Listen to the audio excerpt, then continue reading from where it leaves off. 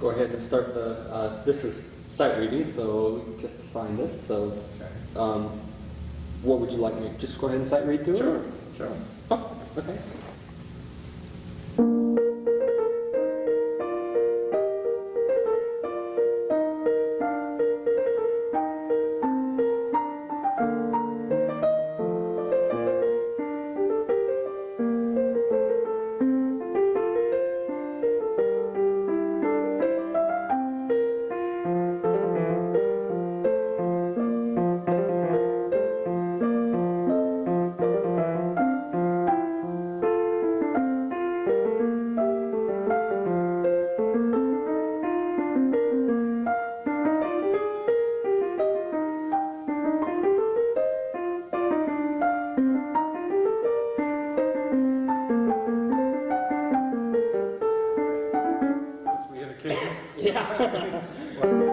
Talk about that much so far.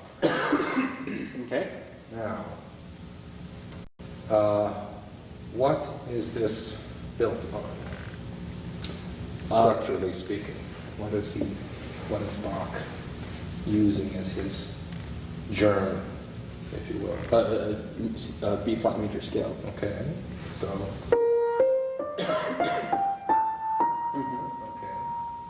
So, how do we want to convey that so that that becomes then, in a sense, one thought, not with inflections and yet at the same time with a sense that this all belongs? Right. Right. Okay. Do you have any thoughts on that? Bringing the scale out as in a.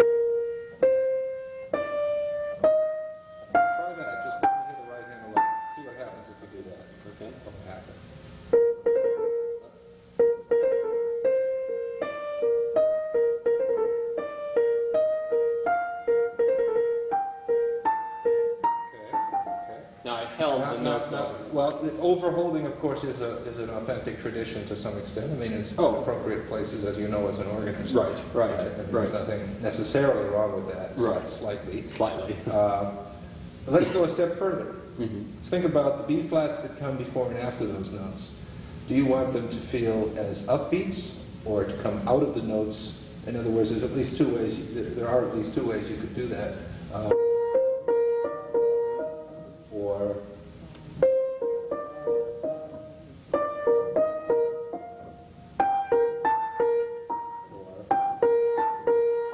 you see what I mean? Right. Or you could alternate them, conceivably. Mm-hmm. Never occurred to me to do that before, but that's a possibility. Right. Right. Since we're in the early phases of this, I don't want to be in the least bit dictatorial. I wouldn't be dictatorial in the end anyway. Right. But I think this is a point at which we simply need to explore what some of the possibilities are. Right. So think about that. But then also be thinking about, more importantly, how are you going to get those little phraselets, as it were, and yet you don't want to lose this, because the danger in both of those, I mean, you...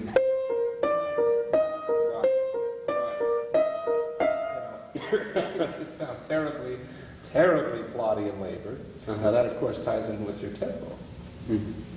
All right, now a prelude, would you say slow, fast, medium? I mean, just in general terms, what do you feel that would be? I'm not sure. I'm really not sure. Well, I mean, let's be provocative. Really fast? No. And not really slow And either. not really slow either. That's... You got a bit of an oxymoron built into the notation, don't you? Right. I mean, you have on the one hand, I think we'd probably agree, a certain feeling of stateliness there. Right. Okay. And yet at the same time, you've got small note values pervading it, the 16th note, with even ornaments within that. Okay. So that somehow, in the broad course of things, it moves, and yet at the same time, you don't want those to sound agitated too fast, and yet at the same time, you've got to get this long line. Right. It's like we run into so many of these things, don't we? Right. The Moonlight Sonata, Okay, worst possible thing in the universe, 12 beats to a measure. Right. Slightly better, quarter notes, and still not very good. And then finally, of course, half notes. alters your perception of the tempo, doesn't it? Right, it does. Yes. You know, conduct me in 2, go.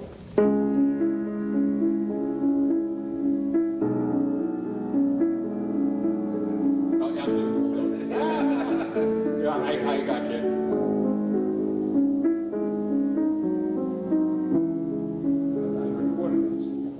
Conduct me in 2. Okay.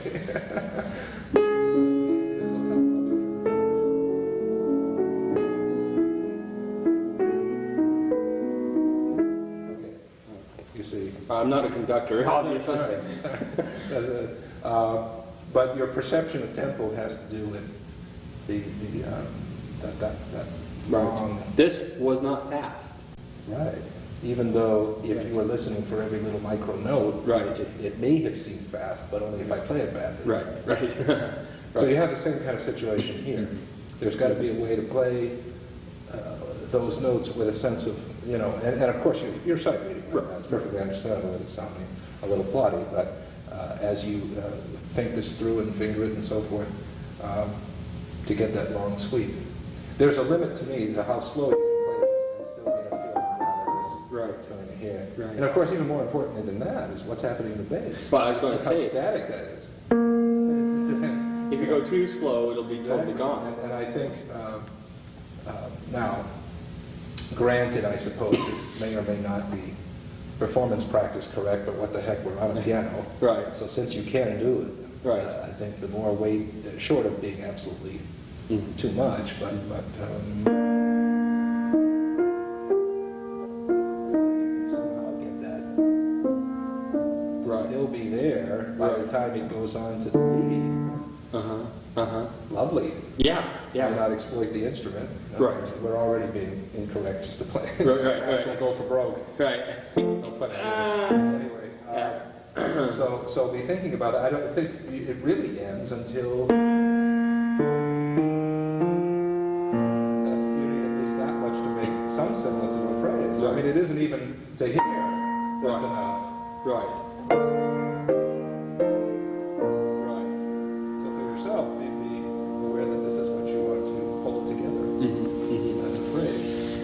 Okay, now having addressed some of the big issues, let's talk a little bit about the little things. Now that trill is a real interesting thing. I've always had problems with trills. Well, I give you a copy, or did I give it to you already?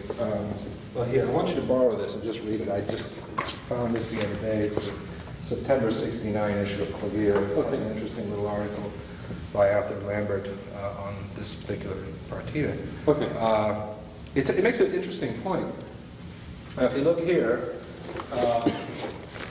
this is what Bach actually notated, right? Now, but he makes the point that if he had wanted what so many of us do, right, which is really this, then he could have written it this way. Right. You see, with the 64th notes. Right. Of course, now your Clavier article has a couple of little misprints in the musical exams, and it's not written out rhythmically correct, so I adjusted it here. Okay. At least I hope it is. If it's not, you tell me. Okay. And I think that would have, if he had wanted what you so often hear, he would have notated it this way. Right. So he makes the point that probably, but I hesitate to be too pedantic on this. This is the most likely politically correct, Baroque, correct solution here. Having said that, Palmer's is awfully close, and I really don't think I can hardly hear the difference here. But this is very obvious. A good number of pretty famous pianists don't seem to agree on this. Right. So far be it for me to tell you. I happen to agree with Bélange's point years ago that he would rather hear an incorrect ornament played well than a correct one played badly. This is a little tricky to get this just right. I'll completely admit. As a matter of fact, depending on the piano, if you get a terribly stiff action and these notes are just crawling back up at a snail's pace, I'm not sure that's the best way.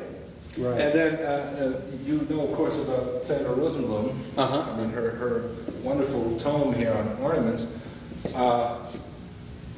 I was quite surprised to read that if you go back this big controversy about the ornaments starting above on the note written.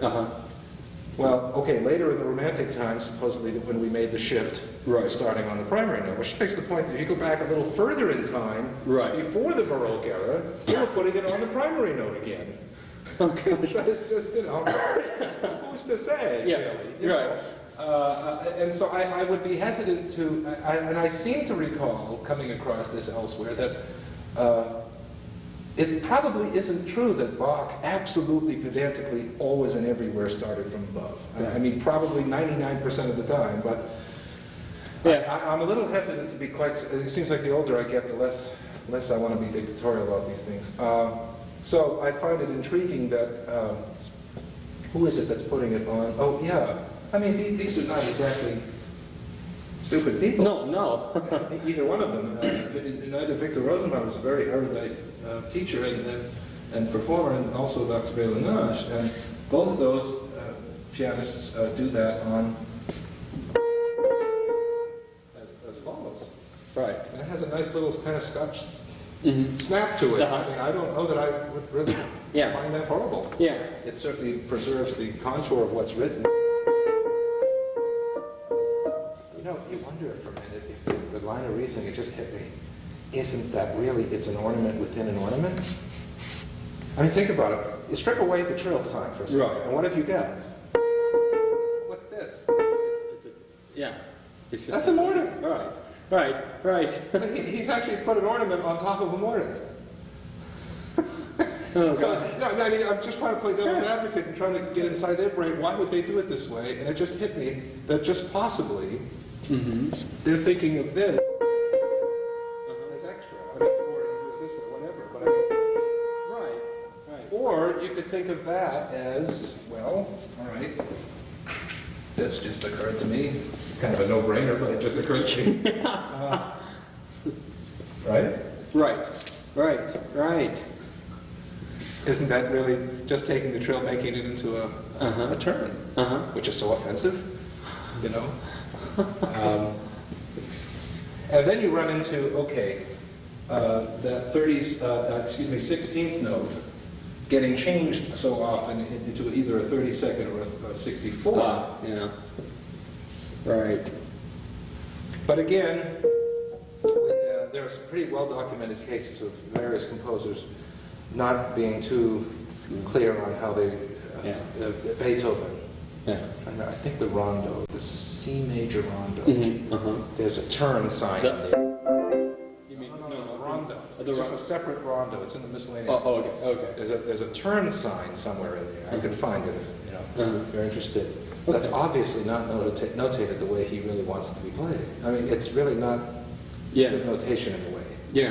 But you know, I can see, just in a hurry. I mean, usually they're pretty careful, but every so often, So I would hesitate to say for sure that even that line of reasoning is totally for certain. Now, I want you to just go through the ropes for me. Okay?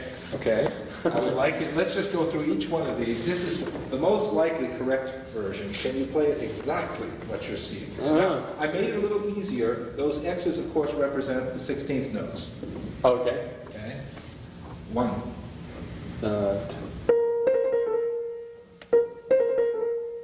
Now, subdivide for yourself. This is why I wrote this 32nd. Right. Because he's being painstakingly accurate here. Do it slowly. No? You see this very subtle difference between that and Willard Palmer's? Right. Now, when it's up to speed, I don't know for sure that that's something worth wrestling someone to the ground with. I'm just pointing out the different ways here. And so you understand every possible way. And I think as a student, you want to be capable of all these ways. So that your decision never becomes for anything really. Which way am I simply able to do, and I'll limit myself to that. That's very limiting. Okay, so let's go on here. Let's try Arthur Lambert's other way, although I think he seems to be intimating in his article that that's probably better, but he says possibly this. So,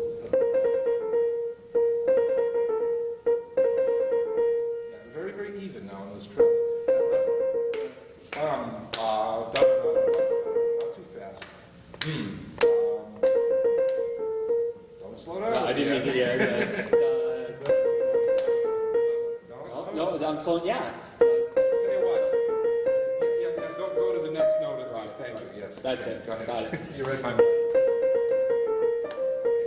Don't rush this one now. Get your brain into the 16th gear before you start. 2, 1. This was a 30-second. Do it again. Oh.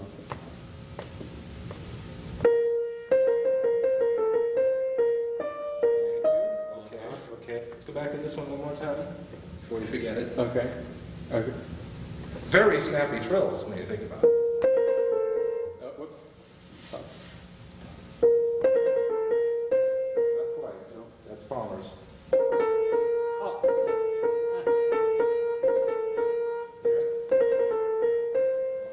Stay a little closer to the keys with your fingers. Okay. You over-articulate and you Right. won't be able to get the speed. I mean, granted you don't have to articulate, obviously, but watch my fingers. That's the fastest trill Yeah. of all of these trills. Yeah. You think about it. Right. How fast can you get to that key? Even. You'd have no problem with this on the organ or the harpsichord or a clavichord or any problem. Just piano. Just piano. Especially an unbroken in 7 foot. Yeah. Steinway. Yes, I know. All right, so you get the idea. Right. Okay. Which one haven't we tried here? How about, this one's very, very intriguing. But, again, a very, very intelligent woman. I wouldn't be the one to tell her this is wrong. But she does it before the beat. She's the only one stealing time from the previous note. You look at it, that's actually 30-second. See. Let me try the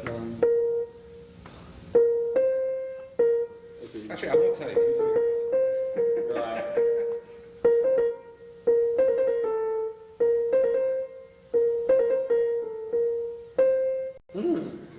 Now look at the X's. That helps. That puts your bearings. Look at those X's. I mean, that's when you're... 4, 1, 4, 1. No.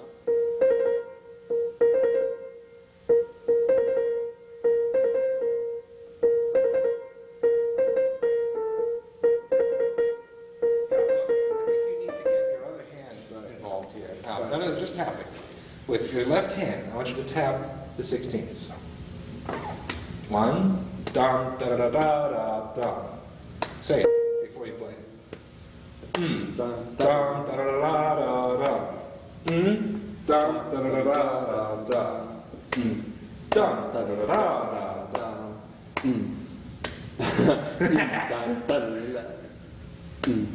Dum, da da da da da. You want to make up some multisyllabic words? No. Feel free. It's okay with me. If it will help. I just can't think of anything off the top of my head. That's okay. Dum da da da da da. Clap with me and say it. Dum da da da da da. Dun, da, da, da, da, da. I mean, this would probably be, you'll agree, the most controversial way of doing it. Right. But I want you to be capable of anything. Dun, da, da, da, da. Dum, ba, da, da, da, da, da. Now, it also changes, you realize, the inflection. I mean, not an issue on the harpsichord, but an issue, of course, on the piano. To this, whereas, Oh, I see what the problem is. you would do this here. Now, maybe that helps. Yeah. Yeah. Right? It changes where the accent goes. Right. Yeah.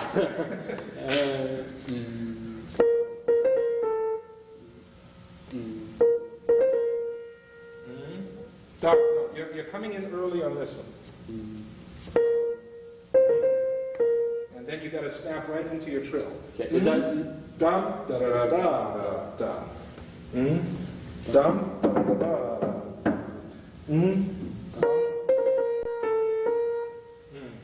Dum, ba da da da. no? But it does have one saving grace, Yeah. It still preserves.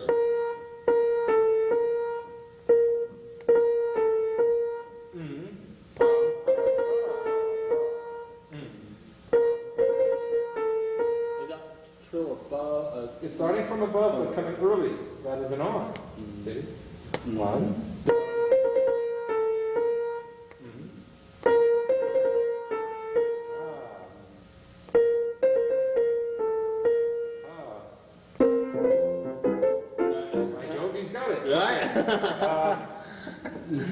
Now, are you thoroughly confused yet? Because we have a few more. We want to complete the process here.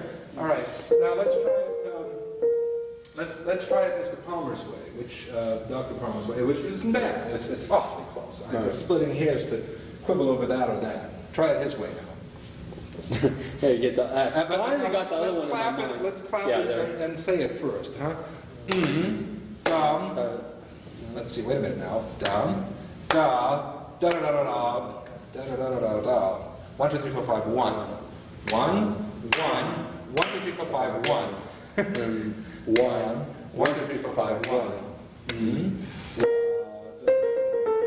Whoops. 1. Close. You almost went too fast, so then you had to stop at the A. Although, you see, that's really better. I mean, that's this. Right. So I wouldn't want to beat it out of you, you see, but I just want you to be able to do it both ways. Right. Okay, do it once more.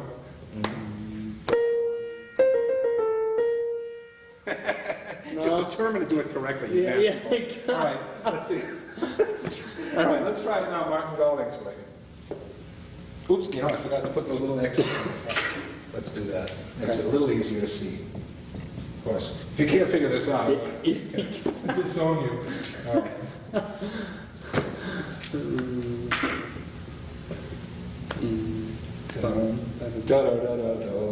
Now that's just a simplification of this. Right. Let's go back to this for a minute. Da da da da da da da da. It's just one less trill. Da da da da da da.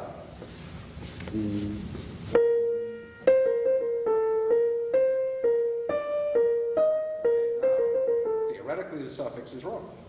Right. Because it's not his 16th note, it's now 32nd instead. Right. Right. Or 232nd. Right. Have we missed any? Good. The confusion process is complete now. Yeah. Now, in the end, you're going to have to put together your own intuitive feeling, your own logic, you're very erudite, you've read plenty too. Yeah. Not going to presume I've read any more on this kind of thing that you have. And I suppose, your own technical ability should be a factor, but I hope not the determining one. Right. One would hope. Right. And again, I've played on pianos that are so difficult that sometimes in the end it is best to make it simply work for the instrument. I mean, if you try to play Couperin on a 9-foot Steinway, I think he himself would probably say, take a few ornaments out. Or change them or something. You just have to make some concession, at least a little bit, to the instrument. Right. Okay, well look, I think that's enough to at least get started. The other thing, all these little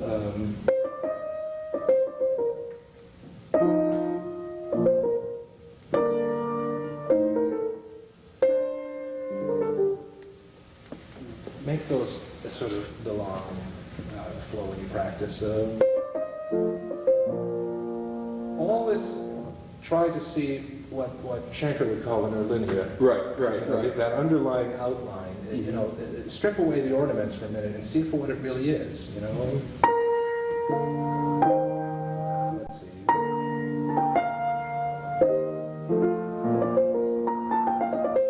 Oh, how interesting. Yeah. He gets right back home again, doesn't he?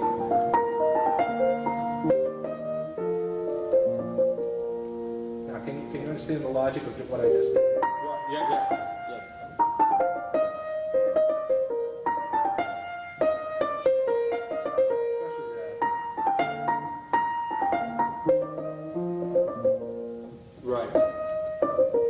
Right. You see how nice that is? It just sort of holds it all together.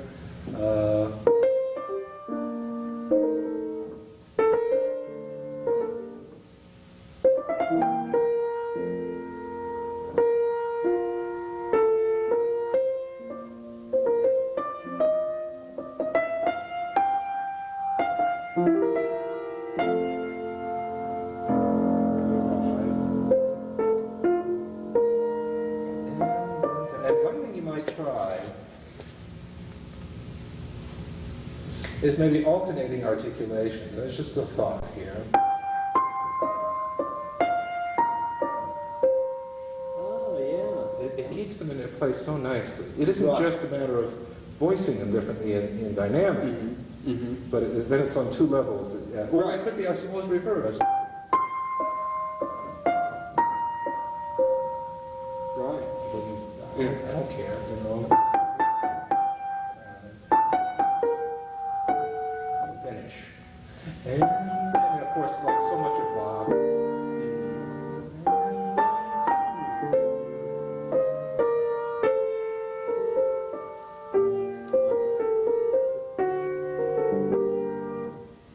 You do want that delicious dissonance. Yeah. Naturally.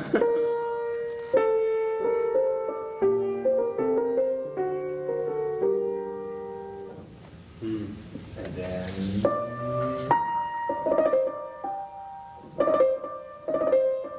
I don't want to lead the witness here. I shouldn't play those, huh? Yeah. Okay. And of course, remember, the longer the note value, the more it has to carry. So, I mean, I don't want to make a cliche out of this. I'm Right. sure there are exceptions, but just be sensitive to that. And then you get that, of course, he does this all the time. You know, he flips the music upside down, and all his music falls out. No. Did you want me to take this, by the way? I should have. Oh, shoot, yeah. Okay. Anyway. Okay. Because I was thinking about that. forgot to get that started. But he's got the same material he had here, upside down, of course, here. So now you have it in the left hand. Of course, those chords must be the same, too, but then or reversed. Do a lot of hands separate. It's not as easy as it looks. Right. And those trills in the left hand, I don't care which way you decide to do it. Most of us are going to be a little harder on the left hand. Exactly. Even and snappy. And be thinking of, depending on how you want it rhythmically, that's going to, we talked about, affect the inflection Right. within the ornament. Right. So whatever you do, you know, I mean, if it happens to be that you're putting it on the beat, then of course that's the first, or the other way, you know, whatever. Right. But you need to work that out, and it may not even hurt to do some trill exercises. Something, you know, just some of these Pishna things. I mean, they're really grueling, don't overdo them, but perhaps wouldn't even hurt to do that. And then you have some places where voices overlap. So Right. now in measure 17, for example, I'm backing up a little bit. Finish. And then it starts and goes through here, but the finishing coincides with the starting here. It's a real classic elision there. So they do, I mean, the phrasing does coincide in many places, but sometimes it's a little... Bach? What a surprise. Yeah, gosh. Imagine that. Now, isn't that interesting, this cadence point at 18? You've got it written out pretty tight. Yes. You know.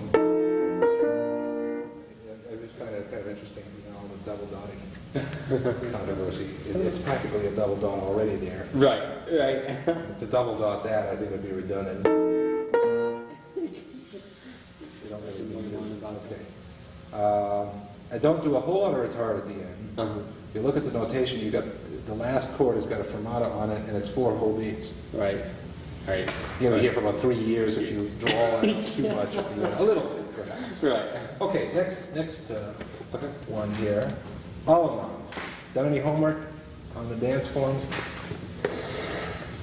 Yes, a long time ago. A long time ago. Shoot. Just so happens, Oh, gosh, I great. got a few little dictionaries Oh, here. great. Let's both look it up and see what you can find out that has any pertinence to how we play it. Yeah.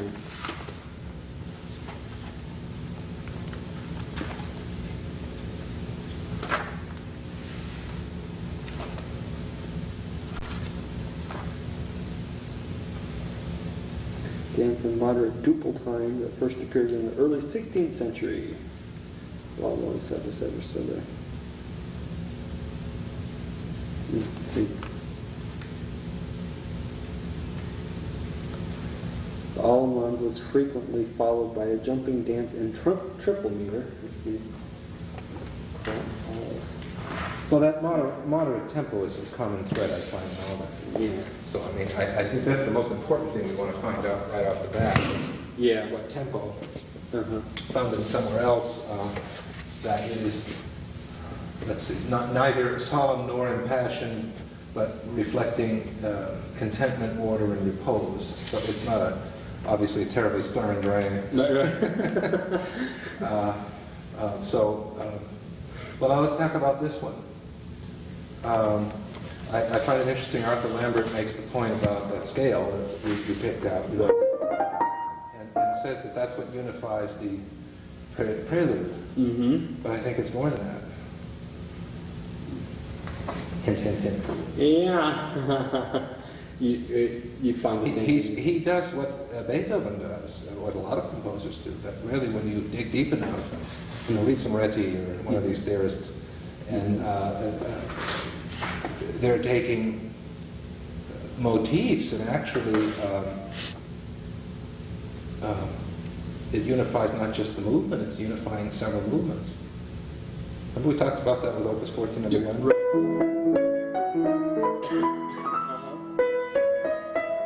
Right. Right. Not an accident. Right. And then even the second movement.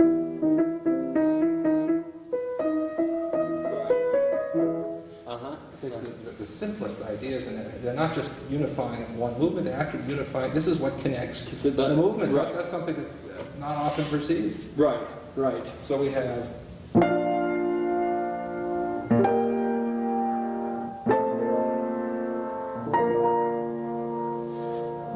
at least a significant fragment, tetrachord anyway, of what we had before. E flat's a nice touch. Uh-huh. You know, but if you look at the top part, you still get that same.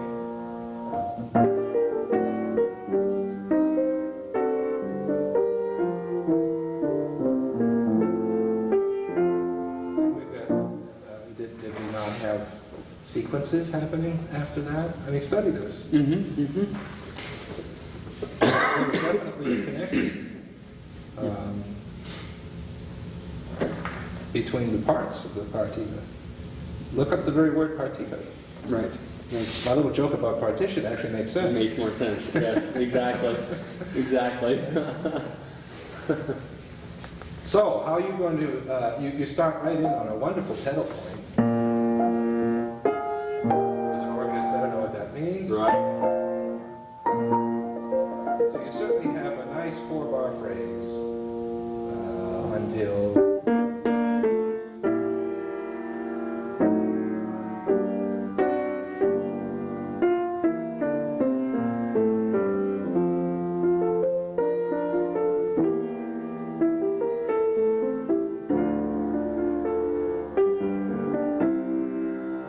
Just the bass trajectory. Did you follow what I was doing there? Mhm. 9, 10, G, scales. Right. What a thought. And then that C finally turns out to be, of course, the dominant Uh-huh. of the dominant. Right? Mm-hmm. Okay, imagine migrating to the dominant. What a thought. I mean, there is obviously a difference. Right, right, I right. mean, prelude isn't following quite that same format. Right. You know, 2 parts and going to the dominant this way. At least I don't think so. Did I miss something? Well, maybe I did. Look at measure 14 of the prelude.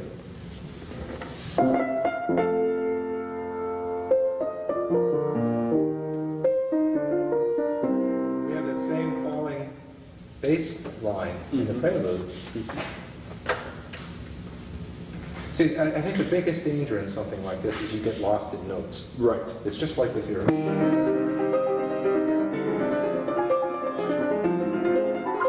Right.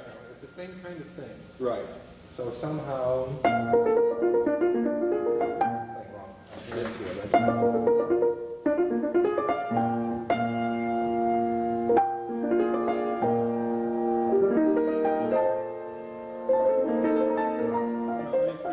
it's like, if you think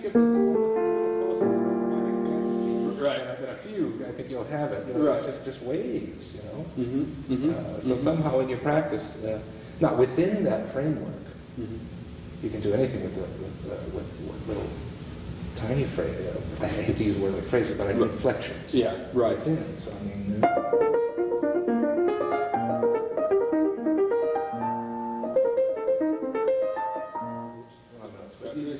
Right.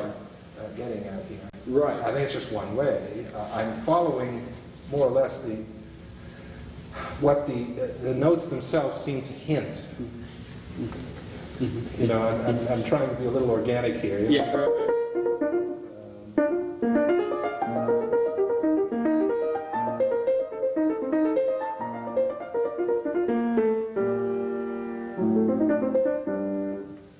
I haven't played this in a while, so. Right. And whatever you do, a nice sense of sprightly jauntiness in.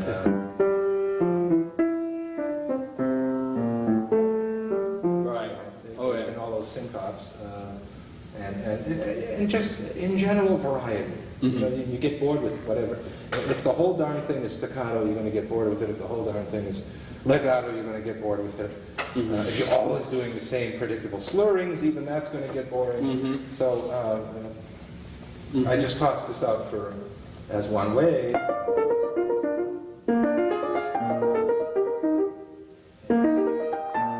There's a possibility also with little divisions there. Right. That's certainly one possibility, but explore. Okay. Okay. Okay. You got some, and then of course your overall dynamic scheme. Be thinking about that as well. You know, the big plan, Right. the big map. Right. You know, is there a place where you feel it might get extendedly quiet and hushed and fraught with portents, so that, you know, Okay. it's sweeping back up, you know, and why? I mean, what is it about the harmonies that might suggest that to you? Or just be thinking about those things as well. Okay. Again, the tempo. Now, I had 100 written to the quarter note as a suggestion. That was a long time ago. By now, who knows? I might have changed my mind. Yeah. But you might want to jot that down as a starting point anyway. Okay. Just think about it. For the prelude, I had 92 to the eighth, which is probably not a good way to think of it, huh? Why don't you divide by 2 and think of it in relation to the quarter? Right. My metronome was not accurate at that. Okay, so wind-up toys here. Okay, the next one, the courante. Courante. So you know this is an Italian courante, not a French courante. Right. So what's the difference? The French, wouldn't that be more stately, majestic? Probably. This is a little more jaunty. Right. More jaunty. I had 108 to 112 to the quarter. Okay. It's a starting point. If you want to deviate from that, Right. you know, Right. it's only a grade. No, just Yeah. okay. Now, I think this is a no-brainer for someone of your Yeah. well-readness, but you do realize the dotted note in the left hand is a triplet. I mean, really, Right. You know, it comes with it. Right. I don't think anybody has any controversy or problem with that on this particular piece. I'd be really surprised. I don't see how you could do it the other way. Right. Right. Be thinking about how many trills you want to do on these little things here. I don't think you're going to get much more than 3. Right. Decide whether you want 2 or 3 on those.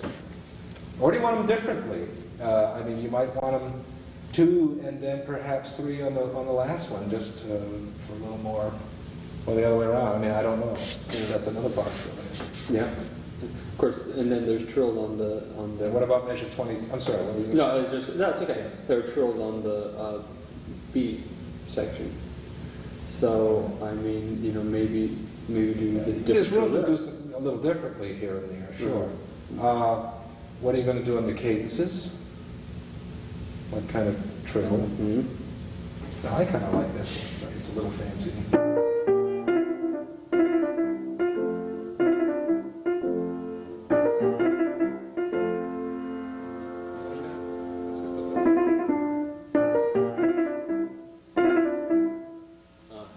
Go with suffix and ending with a bass note. And you could even double dot that next note. Sort of a sprightly triplet.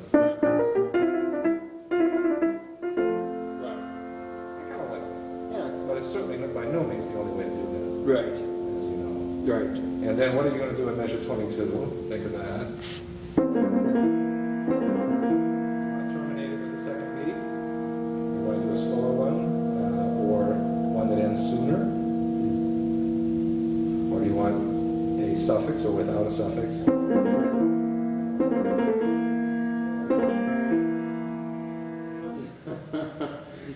And since you have a repeat sign, you certainly have plenty of room for changing. Speaking of differences, fascinating, this little article of that I gave you on my Lambert. I remember coming in with Leonard Shore years ago on the next minuet. We'll go to the minuet just for a second, we'll come back. And brash old, silly old me, on that part, I was doing some little embellishing on the repeats. And I got a severe lashing for that. And guess what Arthur Lambert points out? There's another source with penciled in ornaments on the repeat. And really? They're thinking it's probably Bach. Wow. You want one of them? Sure. This one. Measure 9, 10, 11, 12, 13, 14. Measure 14 of the minuet 2. You know, Bach. It would be, I'll backtrack a little. That's a Schleifer. Schleifer.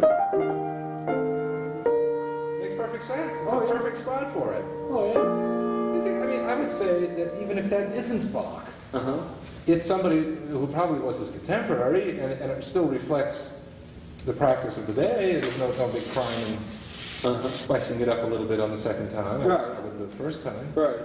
But there are all kinds of possibilities on the second time.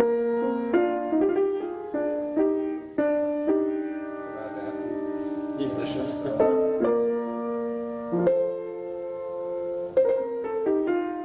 one might be a little controversial. I should get it before the beat. Heresy. Or here.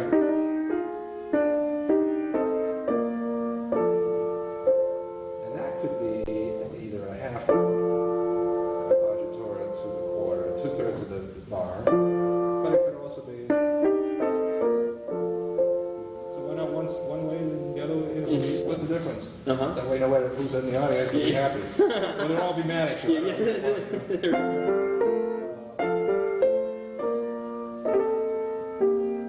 one place, maybe.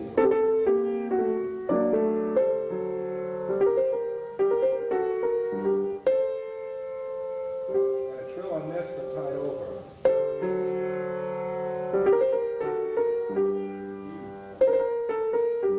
See where I am? Okay, but I tied the C from before, and CPE points that out in his essay that that's a perfectly legal way. So it would be this, but the C tied. Wow. I had to work out a pretty intricate fingering now to make that happen, because Right. it's a little tricky. Right. 2, 4, and I switch to 5 on the C, and 1, and then 3, 5, 4, 2, 3. Watch it. Oh, okay. Okay. Did you follow that? 1. Okay. Now I'm on the C really tight. 3, 5, 4, 3, 5, 4.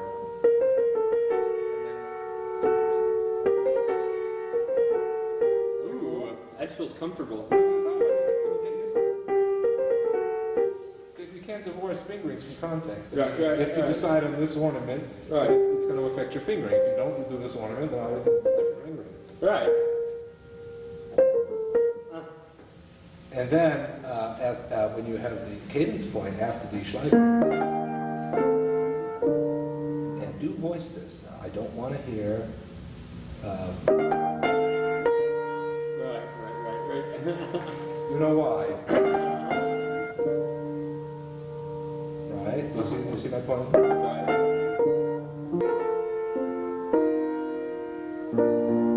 You could do instead of this.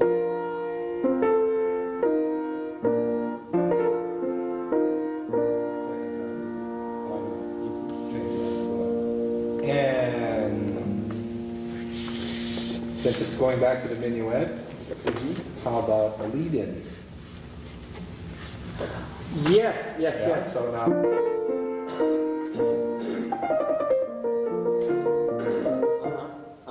or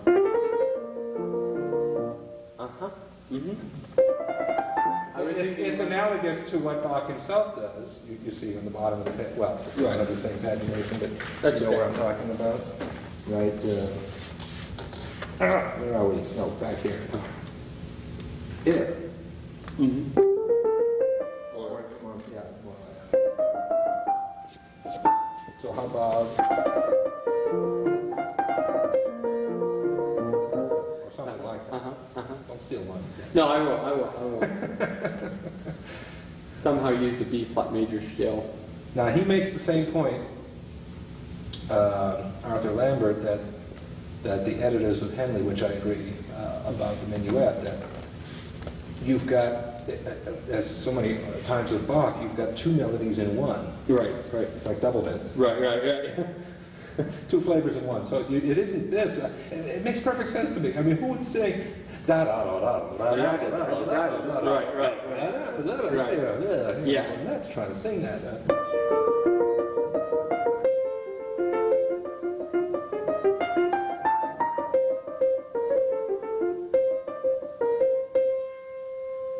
There might be one, I guess.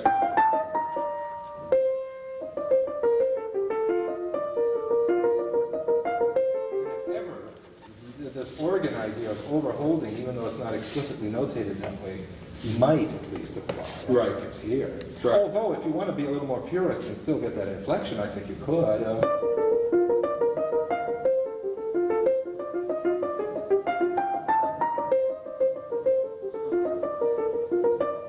So,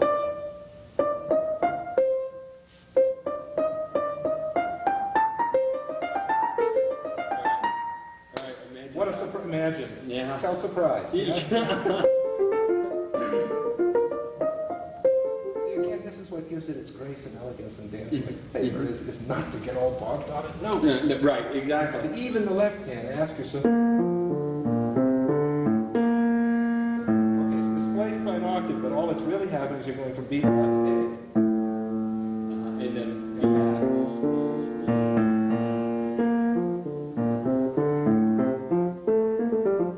Simple.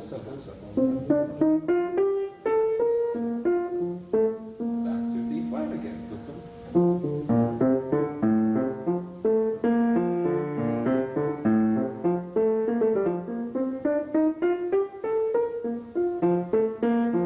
The left hand so often gets lost. We're such right-hand chauvinists. Oh yeah. We're so conscious, we're so melody-oriented, and of course it's not. Well, here I suppose it is a little more applicable than some of Bach, but still, you've got to be conscious of what's going on down there too, and make something interesting and melodic in that part as well. Don't just blow it off and forget about it in your practice. Ask yourself what you want to do with that.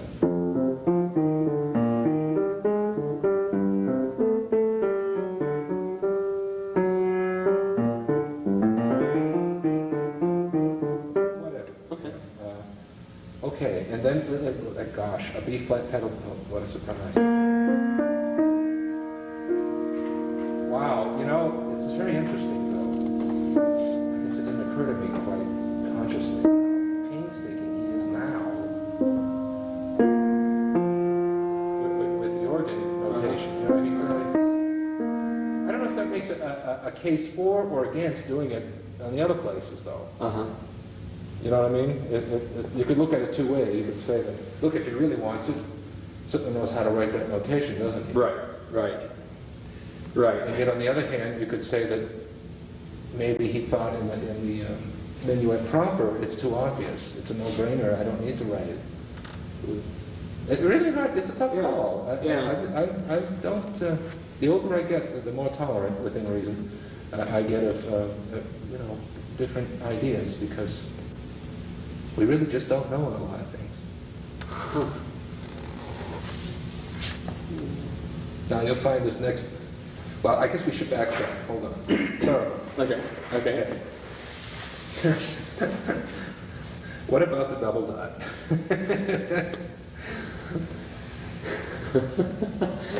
Well, in the Sarabande, isn't that a... Don't you find that in the Sarabande? No, no. Well, I mean, it isn't a double dot, but I mean, the issue is, do we make it a double dot? Right. This is the big thorny issue here. What have you read or heard or listened to in recordings, or what's your thought on that?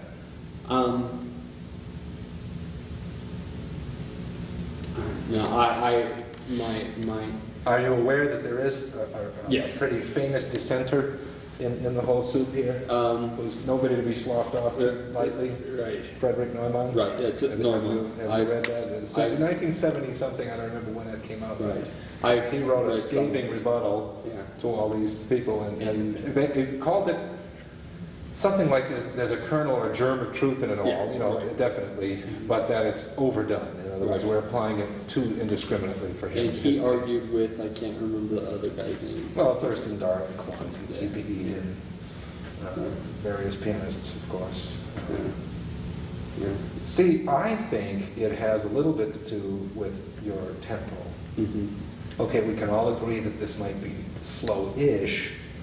Even that I'm not so sure everybody agrees on a Sarabande. But the question then becomes, how slow? Now, I think you'll find this borne out by your treatises, that the slower you go, the more compelling, the more necessary it becomes to do a double dot. Right. Though not a clinical counted out exactly as a double dot necessarily. I mean, it's something you almost should just feel and don't be too mathematical about it, because it may come out squishily between a single and a double dot. Right. And that's fine, because we know that the notation got more and more exacting really later. I mean, at this point, a dot is not quite so carved in stone. So I think the slower your tempo, the more necessary or desirable, let's just say, it might be to do the double dot to compensate for the slow tempo and give it a little kick in the pants with some energy. Mm-hmm. Right? Conversely, if you're on the faster side of a slow tempo, then it isn't really quite so necessary. And I think that's what gets lost in all this controversy. Little common sense. Now, even the whole issue of do we make an accent on the second beat? I mean, you're aware of that. That's one of the characteristics of the Sarabande. It has its dissenters. I might be wrong on who. I think it was Rosalind Turek. I'm not sure. Okay. But I ran across somebody who was quite famous, and I think it was her, who respectfully dissented that you don't need to make that happen. I think what she was trying to say is that the writing itself, it's there. You don't need to bludgeon somebody with it. And there's something to be said for that. I don't know. You see, again, you're on a politically incorrect instrument here. Do you want to make it happen, or do you just say, look, on a harpsichord I can't accent it. Although I think you get a feeling of an accent just by the way it's cleverly written. You simply got, well, I don't know, you may or may not want to roll that, perhaps second time do that.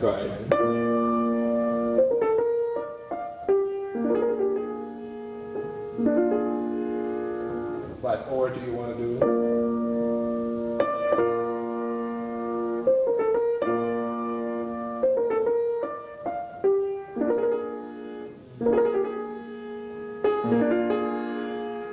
Since you have two times with it, then you could vary it. You could make your dots a little different on the first time. You could make your tempo. Well, I don't know if I'd want to make my tempo too different, but you could. The whole issue of do you put that strong, beat on the second beat could be slightly different on the second time. I think all of that, to some extent, misses the boat in that, again,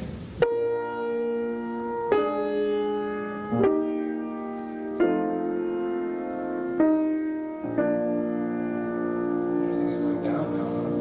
Remember? Now, didn't you find it intriguing, that little A flat at the beginning of the Allemande?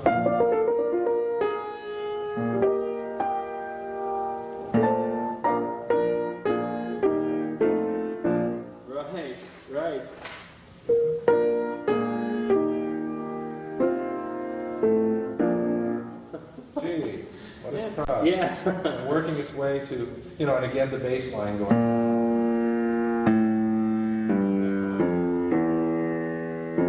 Its way to the dominant of the dominant. Well, no, the dominant, excuse me. Same thing. Shaker would be proud. Right. But what I was going to say about missing the point is simply that the important thing is whatever you do, that you get a line. Right. I think maybe the real objection on the part of, I think it was Roslenberg or whomever it was, could have been simply the interruption of the flow. See, again, it's this, and John Perry and Malcolm Wilson, I mean, just to name a couple of talk about the song, I mean, getting that macro and the micro, I mean, they all talk about it in the same terms. Yeah, right. But, you know, somehow getting the little hairline, and yet at the same time not losing this is so tricky. Right. So you have, you know,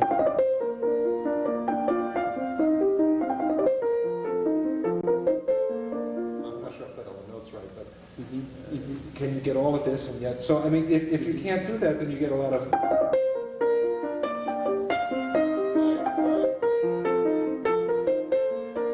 Silliness, and of course that gets lost. Right. So then the solution generally becomes then to get uninteresting and do. Well,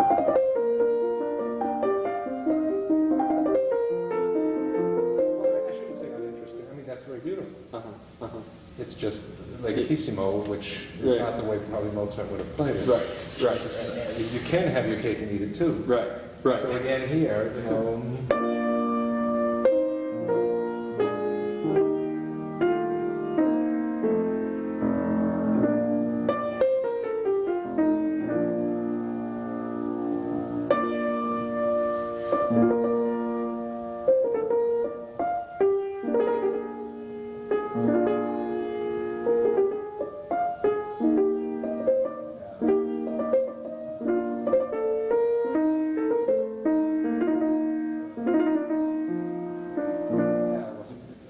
It's okay. The problems. I mean, somehow in the course of you get all your little things, you don't want to lose the big. Right. So, think on it. I had some thoughts about adding ornaments on the second time that haven't always been met with unbridled enthusiasm on some of them, and I'll leave it up to you. They involve not only doing the standard little embellishments here and there, I was probably putting in now I shouldn't have just yet, but even occasionally introducing a little added voice. Now, I mean, there are two ways of thinking of this. I guess the objection here was, why are you suddenly introducing an extra voice, and yet, am I really? Is my rebuttal to that, because, what, he hasn't got a second voice here? No, right. I don't quite, I think we just... Bach. Flutes, I think I'm pulling out things that make sense, harmonically and thematically. I mean, they're not really quite out of thin air as they may seem. Right. So you can see some of the ones I've penciled in, but that's my own little heretical ideas. I'm getting ahead of the game even talking about. That's okay. Now the jig is. You hear a funny story? Quite humiliating. I learned it wrong, completely wrong. Well, before I let the cat out of the bag, let me hear you play just a little bit, just slightly. Oh just no. A little. Okay.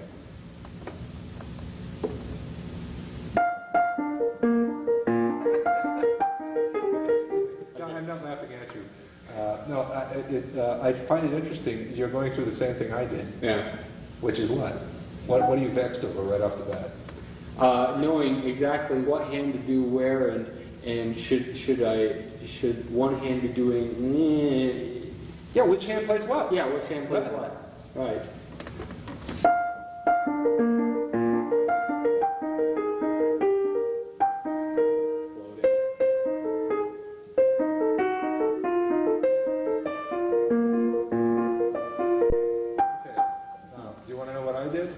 Sure. You know, when I was your age, many moons ago, I did it the way you were going to play it. I mean, like that. I mean, it still appears to me that the stem's going up. Right. A right hand, the stem's going down a left hand. Right. want to accept it or not, is that the vast majority, apparently, judging from the reaction I've had, do it the other way.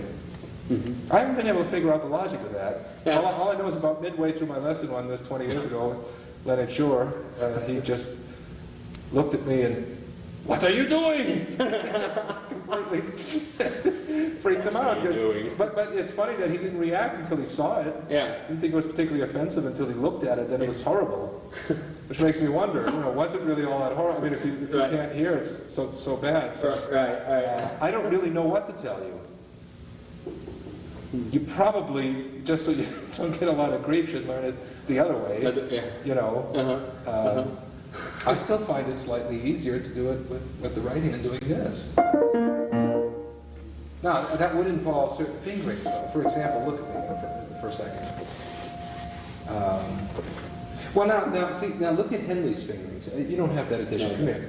If you can see through my chicken scratchings, isn't it pretty clear from Henley which way he would do it? Right. It's the other way. Right. With this. The left hand doing the ornaments. Right. I should have seen that. I guess I missed it. Anyway, but if you were going to do it this way, watch out for this thumb. It's going to get in your way all the time. So I would be doing 5-2 like this.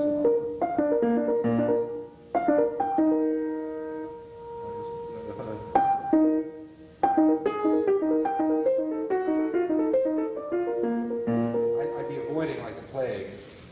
Funny that I didn't do that back then. I had a lot of fun, but I think that would, I would change, at the very least, I would change my fingerings. Even if I stuck to this way, of doing it this way. And then I suppose if you're going to do this, I mean, the other issue is, which... Yeah, under, over. Yeah. I'm not sure I can be much help since I did it wrong. No, I think your left hand would go over. Yeah.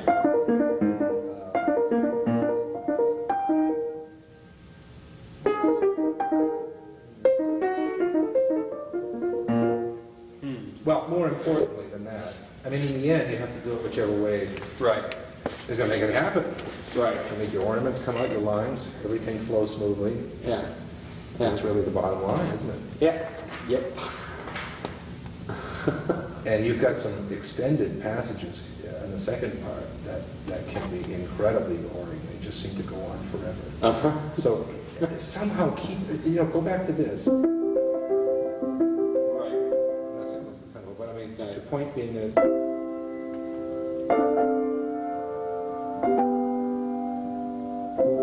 don't go doing Gunnar on Yeah, me. I know. Pronounce whatever. But you see, getting that connection of those chords to each other instead of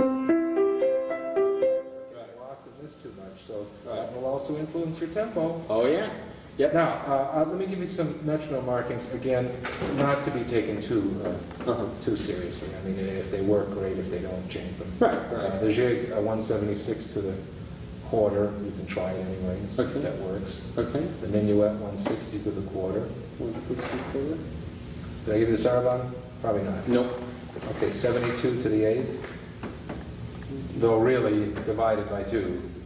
Right. And that, maybe I'd change my mind these days. I might go a little faster. I don't know. Right. Yeah, I gave you the other And you ones. gave me the others. Okay.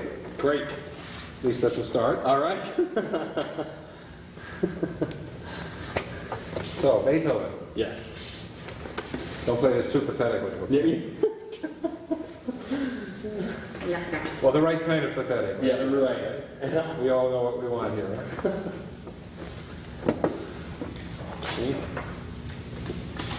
So you're just starting on this too? Yes, I've not looked at this. Okay. I hope you have your slide rule for page 1. Yeah.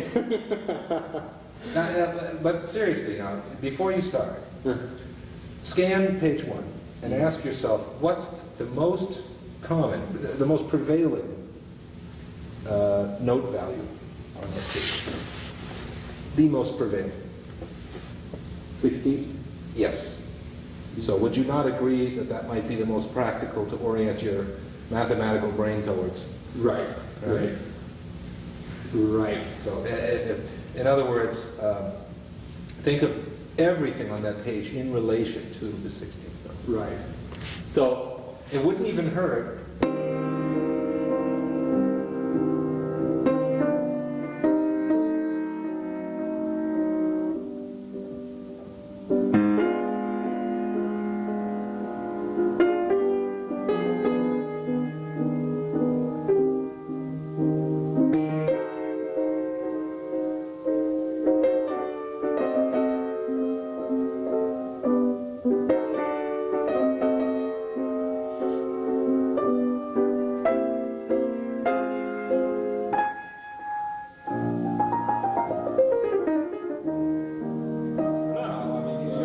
Be a little more free later. Right, right. Now you have to get the math of that worked out for yourself. I'm not going to spoon feed it to you. Okay. Okay. I assume you can do that. You so. Okay. All right. Here you go. Would you play it the way I just did, though? Sure. Once? Sure. Because that's what I think has to be inside of you. Right. Oh yeah, And that's definitely. for a while, Definitely. until you can trust yourself. Right. Right. Yeah.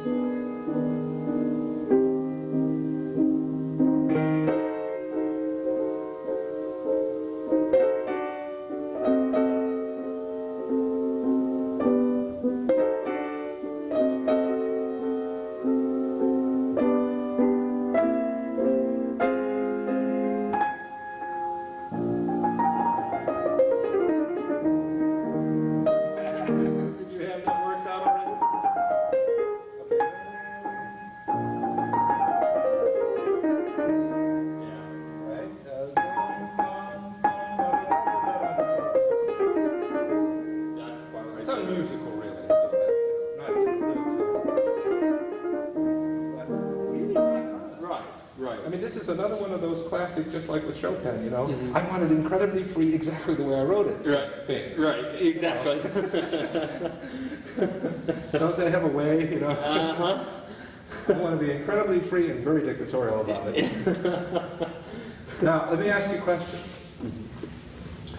Up to a certain point, which is something Paul Bedoroscotta pointed out to me. Did I tell you that little story when he was standing outside my office in Texas? And No. he was looking at my bulletin board, wanted about 5 articles. And so anyway, we spent with that, and I shook his hand and said, I know you. I burst with about 5 questions that I was wanting to ask. One of them was the Forte-piano issue, and the FP notation.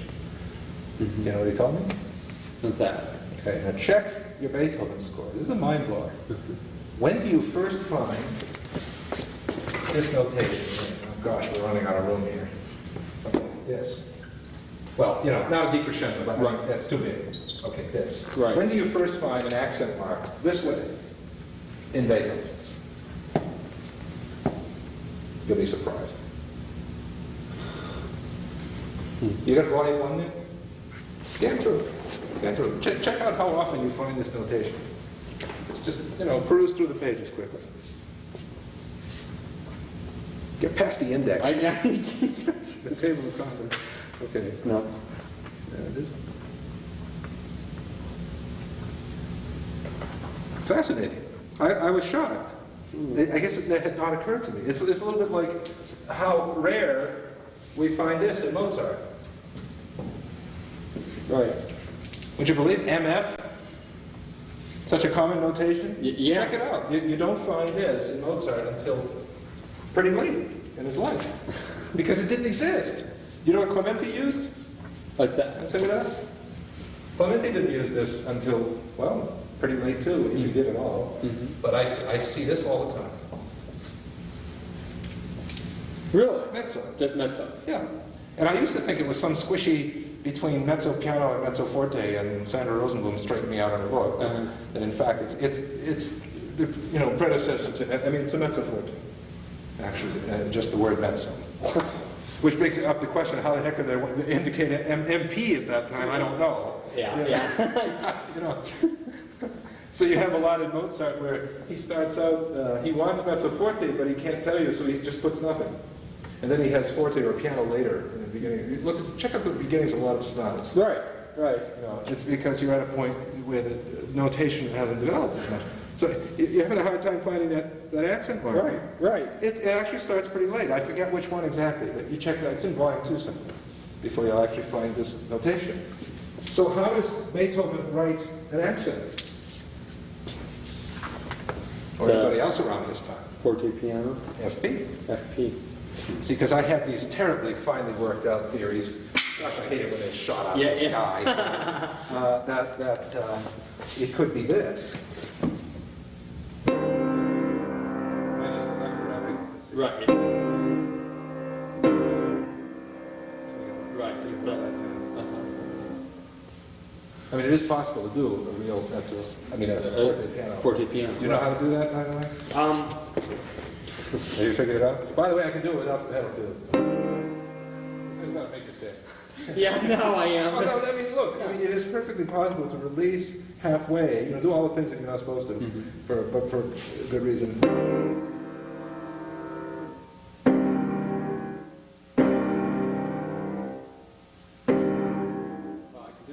Now see, don't do it yet with that. Just try it without. Now, by the way, I put 4 and 5 both on the melody note. I know this looks weird, but Well, you get a little more tone that way. It's just sheer weight, you know. Right. Now, and of course, bend your hand a little more this way. Now, I'm coming up only partly, and then I put the keys back down again. And I try to do it less so with the melody. Needless to say, it's pretty beyond risky. In other words, the 2 outer notes, you don't want to do it too much. You're doing it mostly with the cookie filling. Only a little bit.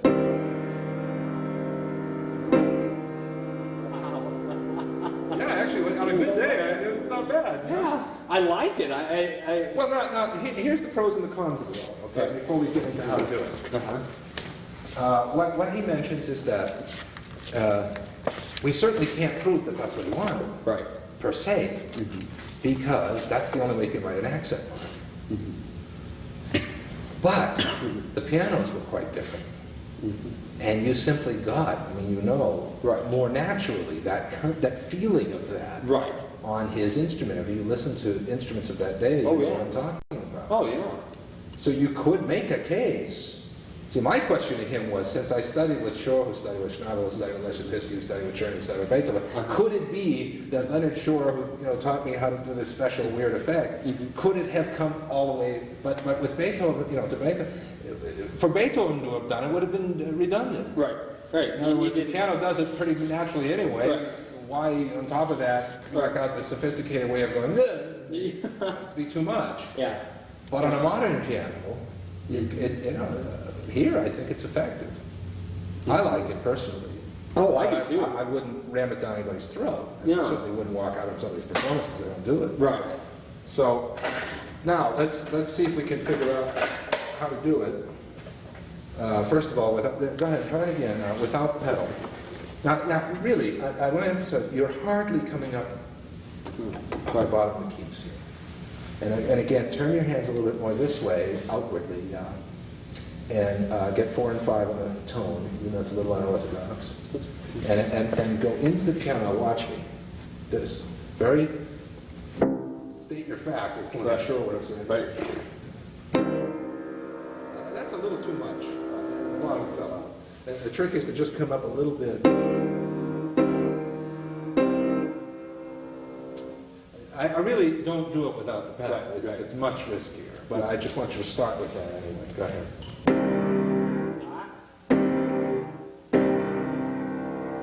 Now this is something a little heretical. You might want to try 3 on the E flat left hand. Okay. I know that people argue that from now to the end of time. Right. But just here anyway. Right. You realize that business of whether you put 3 or 4 on that Well, it's going to has help a lot to do with the register. Right. You see, I mean, everybody gets fixed. Well, it's got to always be 4. It's got to be always. Well, it depends. Yeah. If your hand's pointed way down here, unless you want to go dislocating your shoulder, Right. you're more likely to put 3. Right. Right. Right? I mean, you understand that? No, I do. That's though in the cracks. Right.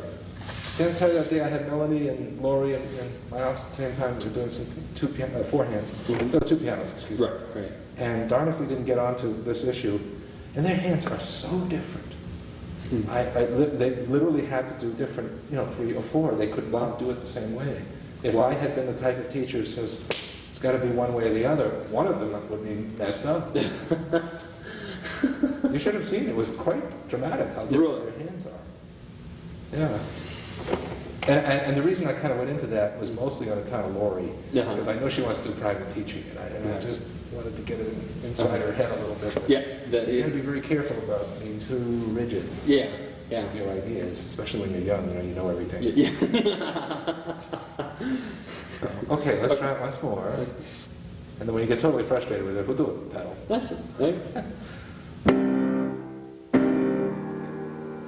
Don't necessarily attack it from a mile away, though. Stay close to the key. I mean, I look like this, but it's too much. Actually, pretty. Right.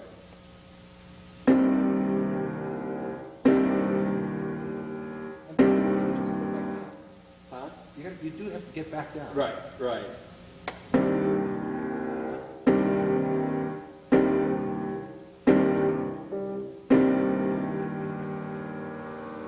Well, 2 hours later on the videotape.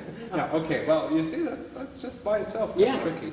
Yeah. On a good day, I can do it even without the pedal. Now, the process with the pedal, let's see. Pedals down to start with. Okay, now, don't get ahead of me. No, I'm go watching. through the steps, all right, ready? Nice tone. Now, release this, keep the pedal down, replay it silently, and then lift the pedal and put that back down. Get all that? Do it real slow yourself again. Nothing with the pedal first. First is your hands first, then pedal. Yep. Hands first, then pedal. Okay. So pedal. No, I mean your pedals now. Okay. What I'm saying is you're going to make the the replay silently here first, and then you replay the pedal. Right. Okay?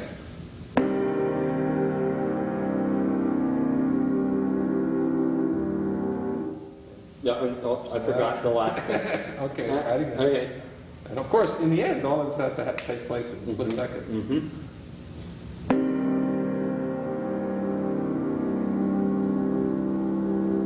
Something like that. Now, sometimes I do it with all the notes. Depends on the piano part. And sometimes just the inner notes. So I might do something like this. Which is hold only the melody. Right.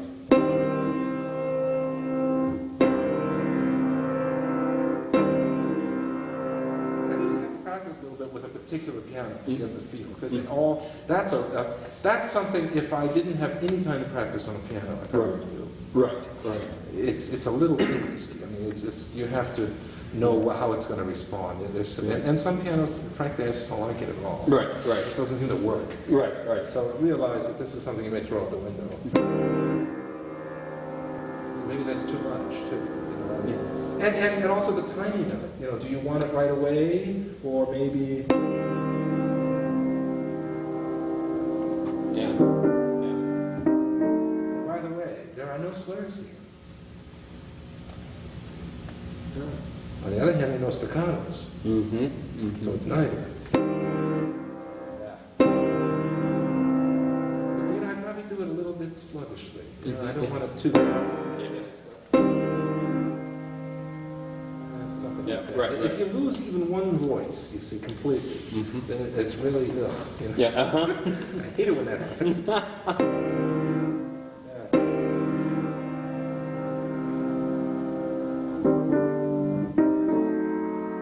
yet you don't lose them all.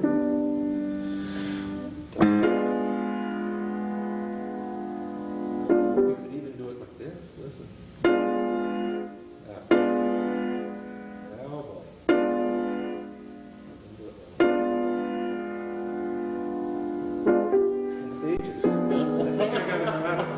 It's very hard to get it on this piano. It's very heavy. Right. And, I'm really having a time of it.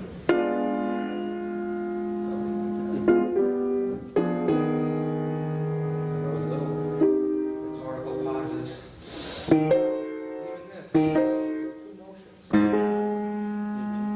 Much more dramatic than Right. might be, Let me see that drama in your hand. Even here. By the way, you want to nail that top one. Supported thumb. Oh. Yeah, so you watch. Ah. Yeah? Do it for me. Uh, Right there. On the bottom one, yeah. Same thing there too, yeah. Either one. What? Ah. Let's get back to this for a second. All right, now here's what's interesting. At the point where he introduces this, he doesn't suddenly eliminate the other notations. Right. Excuse me, what am I doing? FP. Let's see, how many ways can we indicate accents here? Right. I mean, this is fun. All right, we have FP, we have the little line. What else do we have? SF. SF. Uh-huh. And FZ, FZ. which I think is interchangeable. Yeah. I don't think there's any hairline. Till some musicologist comes up with a theory. I don't know of one. Oh, look. Check out measure 9. What do you have there? Mm-hmm. SFP. SFP. Oh, boy. We're going to have fun. Now, what's interesting is, you check it out in your latent sonatas. When he introduces this, he doesn't eliminate any of the other ones. So it begs the question, Which? if you just simply chalk the FP up as a straight accent, just a normal accent, what does it mean when he's mixing them up? Mixing them up, exactly. I don't have absolutely the answer to that, by the way. Yeah. Oh, Got some theories, but... you know. another one. Yeah. Well, no, that's more of a short. Never mind. The wedgie. Excuse me, the wedgie. Never mind, that's a short. Well, in some cases, that can be an accent. You know that. You're not wrong necessarily. It's usually not, but Yeah. once in a while. Schumann, in the E-flat piano quintet, right. in the slow movement. Uh-huh. He's got on the top of some, I forget where it is, some arpeggiations in the left hand. He's got a little wedgie there, a staccato, with an upside down triangle. Right, right. And I don't think it means Right. in a hiccup at the top. Right. I really don't think that's what he has in mind. Right. It's a very subtle emphasis there. Right. And ironically, if anything, not short. Yeah. But that's rare. Right. Okay. Right. But, So now, we've got various flavors of loud here. You have to figure out, at least think about, what these differences are. Because you've got 3 FPs. Then you have, on the second half of measure 3, only Sforzando. So something is different about this downbeat and here. And is it that the downbeat is stronger or the third beat is stronger? I mean, look, you're Right. only dealing with 2 elements in music, sound and time. right. So, ultimately, so is it, which one is more for you? And then there's another very important question about this whole FP business, okay? If this is merely a substitution for this, then do we in fact go to piano right after you play the chord? Exactly. Exactly. Don't know for sure, by the way. Wouldn't be the one to say for absolute certainty about that. I'm inclined to say that it is piano after the Forte. Take it at face value. But then you have this. Yeah, why does he feel like he's got to tell you that that's piano? Sforzando and Exactly. then the crescendo's piano. Interesting thought, huh? Yeah. Wouldn't want to take the fun out of your life. Yeah, I know. Presenting you with silly things like answers. Yeah. And then, is the Sforzando in measure 3 the same as, say, the second Sforzando in measure 4? Right. Or the next Sforzando, the third Sforzando in the bass? Is there a difference? Now, I will tell you, Leonard sure believed, and this is something that could very well have come all the way through the genetic lineage there, musical genetics, that if you have a series of Sforzandos within a crescendo, that they're building. They're not simply the same. Of course, that makes sense. Well, actually, no. Excuse me. That's a no-brainer. A series of Sforzandos, even not within a crescendo. He would say our building. That's less obvious. Yeah. Just food for thought if you come across it. Right. It may or may not be. He had a lot of little things like that that I accept maybe, but then again I'm not sure. Yeah. But they make sense. I mean, Schubert, Collando, Diminuendo, DIM Right. is different from the four, which is different from decrescent, written out. Would you believe? They're all slightly different. Yeah. Right. In Schubert at least. And I have a feeling maybe Brahms. You know what the differences are? Had I mentioned this to you? Did you forget? Yeah, I forgot. Diminuendo DIM is probably Collando. Okay. Well, you got it for Schubert there, so this is worth, jotting down a post-it note or something. Right. Diminuendo DIM is probably Collando. In other words, time and sound. That's right. But only if it's written out DIM. The fork is just what it appears to be, written out like this, but a little more subtly than writing a word out. D crash. Now that's all speculation. I mean, he made it like it was absolute fact. I haven't seen anything to corroborate that. Yeah. Then again, it makes musical sense. I have no reason to believe that it's not the case. Right. And certainly, sure, it lived long enough, he could have been there. No, I'm just kidding. And it does seem to make sense of a lot of Brahms that looks awfully redundant with the, you'll find some Brahms where he's got so many things indicating it's softer, but in different ways that you think, gee, by now I should not even be audible. Right. But if you see it this way, then it makes some kind of sense that they're subtly different. Right. So anyway, it's analogous to this issue. Now for me, the Sforzando is, I don't know if I really should let the cat out of the bag, but I'll just tell you my own pet theory. This is a little orchestral. This is a little more tender and within, a little more voiced. Because if you make all of these terribly crashing, then you don't get a line. Right. But you want the first three anyway.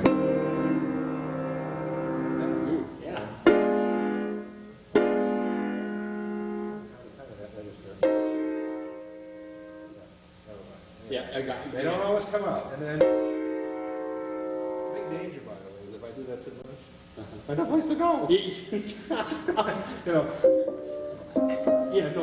No fabric to pull out. Right. And then I have to wind up making, Yeah, right. a phrase where I don't want it, because those notes, of course, those chords around it should generate forward. Right. You realize. Right.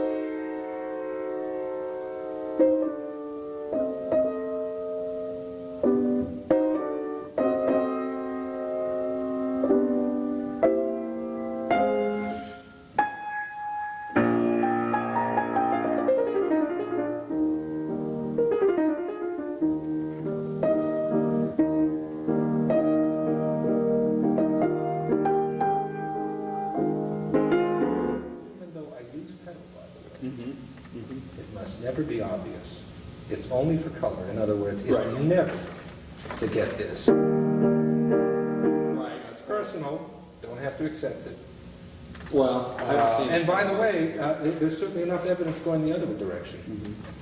We know Czerny says Beethoven pedaled a lot more than he indicated. He may have had a different conception than what I'm thinking orchestral. Right. I'm thinking anything but piano. Right. Then again, who's to say? I mean, we know he pedaled quote-unquote harmonios, arpeggiations, often without indicating it. Right. This doesn't quite fall in that category, but Exactly. whatever instrument we're thinking of.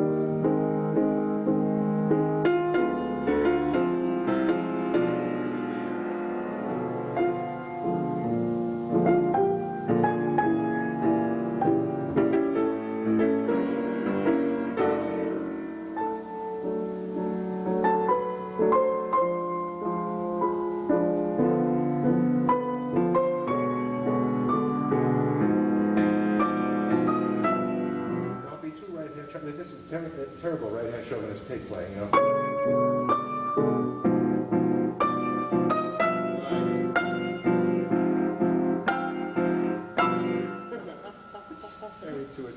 terrible extreme.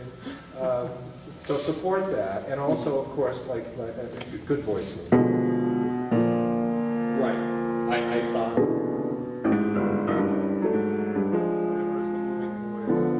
Mostly bass string.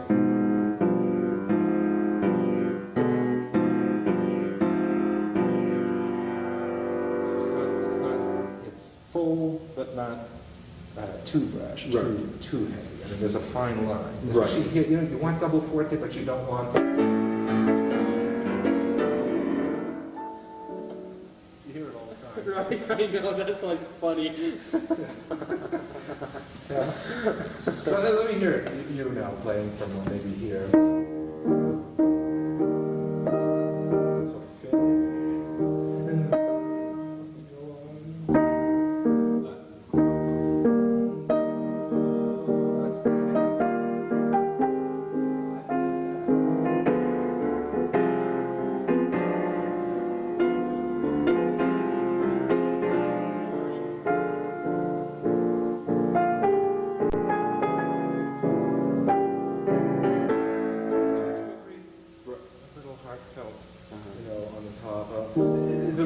don't miss the reason why I want a little moving there. Just a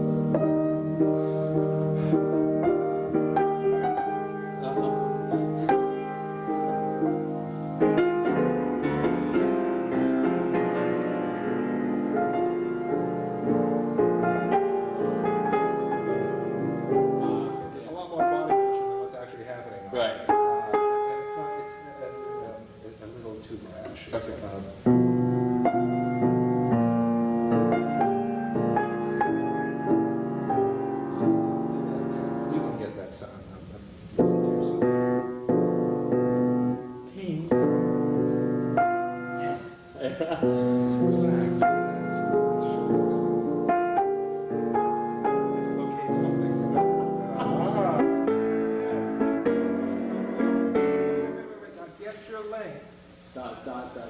with your hand. Right.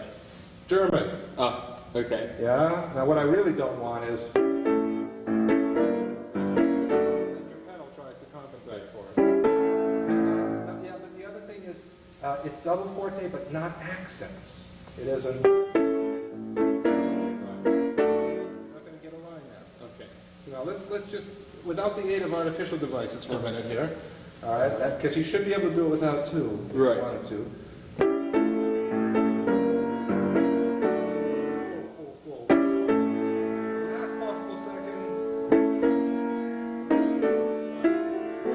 Incredibly heavy weight on it.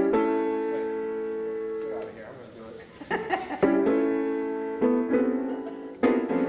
Last possible second. It's like there's some sort of magnet down here that's just sucking you into the vortex. Yeah.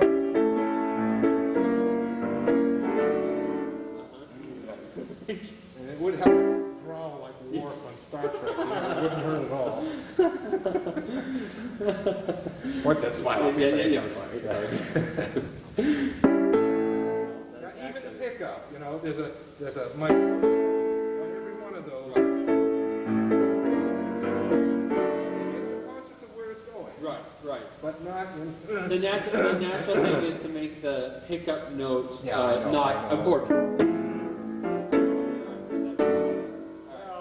Wrong is a tough, Wow. strong word, but Sorry.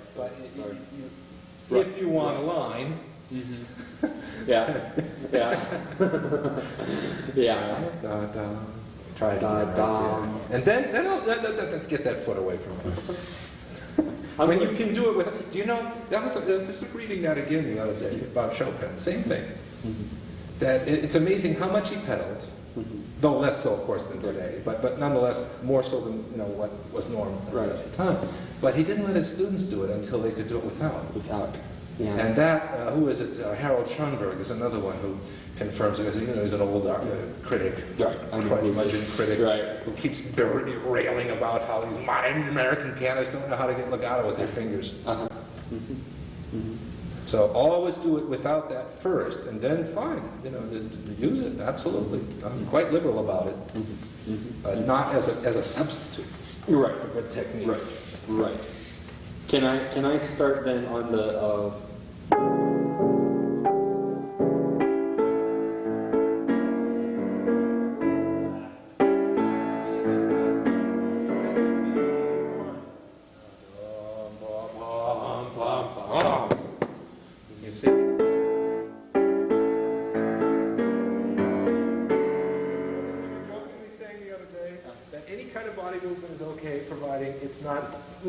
body. Right. The dreaded vertical. You know, and if you want to go side to side, I mean, all kidding aside, I mean, I know this seems silly. No, but there's something about that. It might make sense, more sense right to left right there. Right. Let's see. But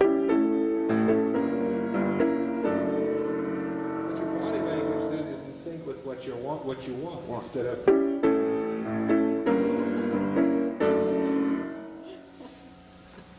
You laugh, but you see it all the time. Yeah, I told you, I could turn my ears off, and I could tell if you're doing it, whatever you're doing, just purely by your body language, I can tell it's good. Whether you're actually doing what you think you're doing, right, will be betrayed by your body language. Right. But don't feel self-conscious. Yeah. Thanks.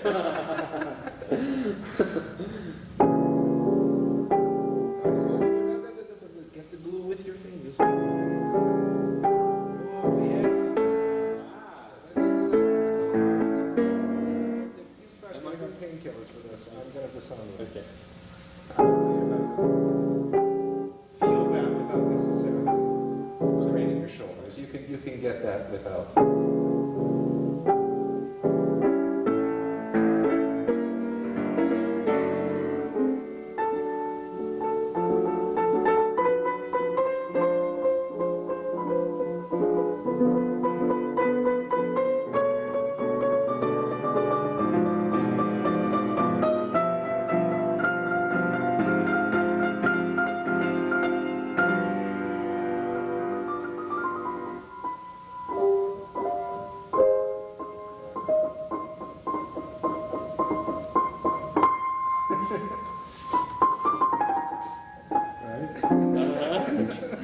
See, you got to keep all that going. You got. Don't play it, obviously. Yeah, no. But now, at a certain point, I was trying to get you to notice that while we've had a lot of da da da da da da da da, now he's stringing.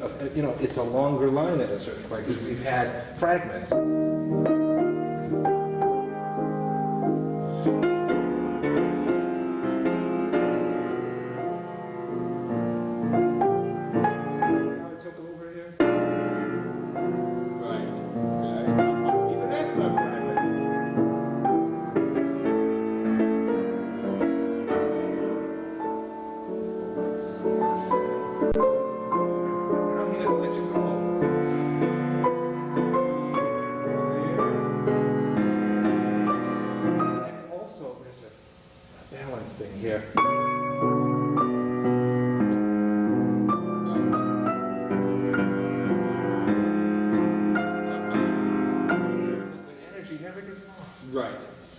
Right. That tension. Undercurrent, pushing you through all that.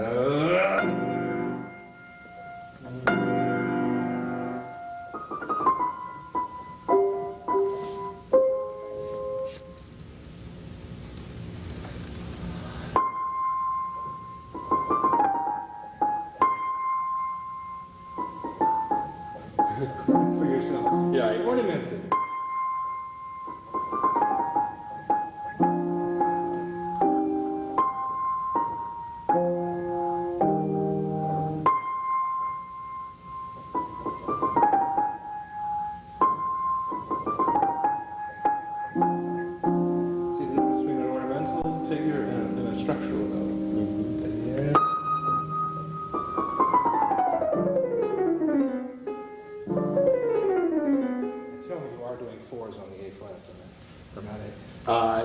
Right. Oh, that's right. We talked about that. Right.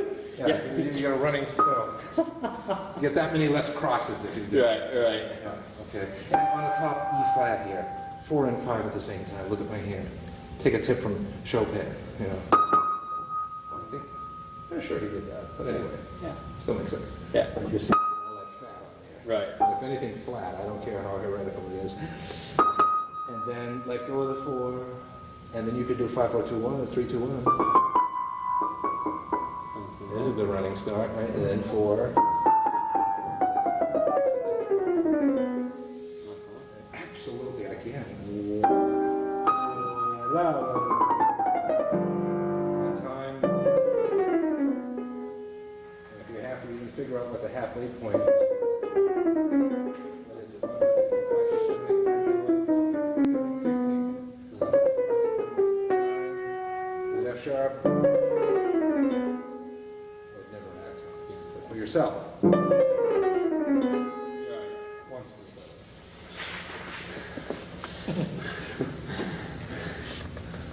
Now, right there, just we'll go back.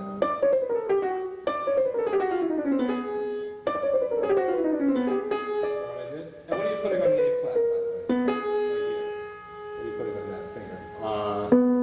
I have a 4, supported 4, maybe 3 and 4 at the 3 same and 4. time. Okay. Just once, play it that way, with those little terrible accents that you'll, of course, kill later. You said the 4 goes on the D flat, right? Yeah, there you go. Oh, no, 4, 3, 2, 1. When you get to, oh yeah, yeah. Okay, stop here. Now watch me. Do that much. Let's break it down further. Hold on. Do this. Okay.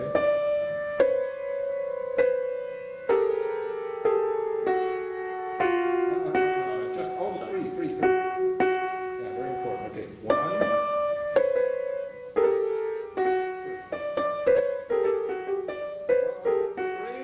3. 3. Wait a minute. Now, next step, 3. Now, next step, watch me. Oops, sorry. Now do this. Watch me.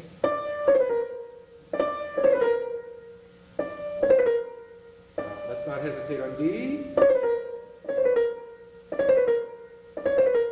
Okay, you getting some gesture into this? Right. B fingers, you'll never get through this in time. It's gonna sound like you just, you know. Right. Piece of cake. Yeah, now watch. Let's see. Let's do one more note. 4, 3.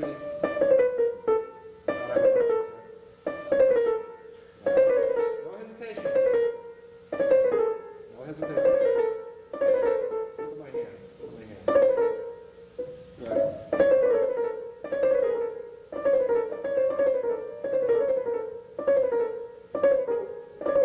Not easy. No fingers. Let's add one more note.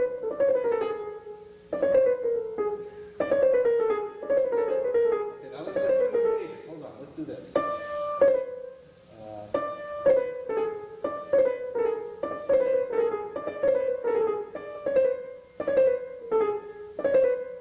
That's not quite right, but all right.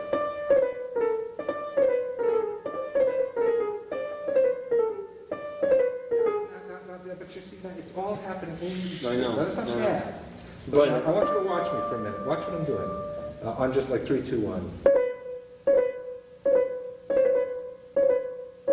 Feel this. But I see it, but it doesn't feel organic. I feel like I'm just going, oh, it'll, okay.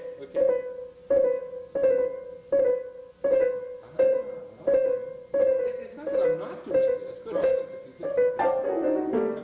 You know, you need fingers, obviously. But, okay, now try the 4, 3, 2.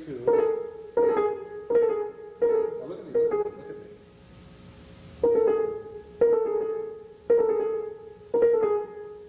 Doesn't always have to be reaching for purity. That's teeth clench.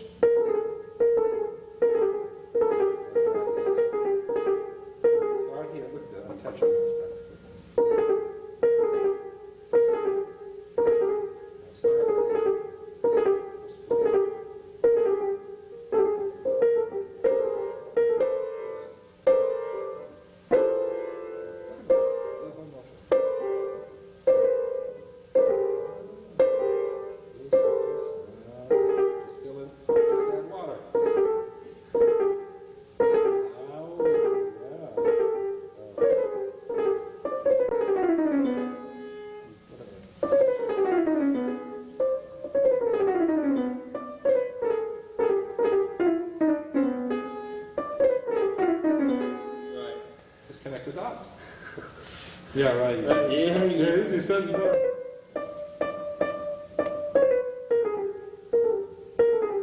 When you practice let's go back to this for a minute.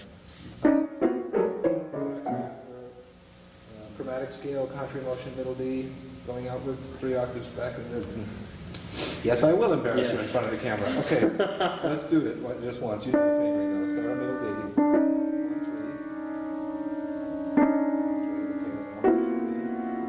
Remember, there's a pattern to this. It's always going in. Every other one is a 1, 2, 3, and in between those is a small one and a big one. So we got small 1, 3, 1, 3, big pattern. 1, 3. Small pattern. Small 3, big 3. So if you say as you go along, small 3, big 3. Watch. Small 3, big. Small 3, big 4. I'm watching. No. Try it yourself. You say that as you go along. Isn't that an easy way to do it? If you want, you can either put D, a thumb, or just put 4, substitute. It doesn't matter. Now come in. You thought you were done? I'll just go. Yeah, just go thumb, and then 3, big. You realize it's almost a perfect mirror image. If it isn't, you do something wrong. Those are black and white keys. Small. That's me. It's the left hand. Well, anyway, but you know how to go about it. Right. Okay. Then the second step, remember? Such an important step. Yes. Especially for a lot of traction. Yeah.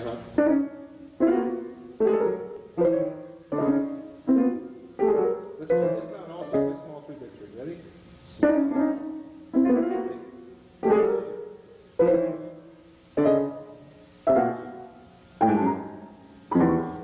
Oh, this is third. Yes. Thumb. The 3. Now, coming in, it's going to be a little different. Okay. You're going to be doing this. See my motion? Using the thumb. Yes. Good. Yes. Oh. We'll loosen you up yet. Yeah. Now, you realize in the end, there's only the barest hint of that. Right. I don't want to overstate it. Right. And yet it's such a critical distinction. When I lock up and do 100% fingers on a chromatic scale, I can't get that fast. Right. I'm still probably 90% fingers. Right. It's not that different. Right. But it's just enough of that, larger units, gesture feel to get you just playing, so much freer and spare you a lot of grief. Grief, yes. So especially here, it's going to go by pretty darn fast.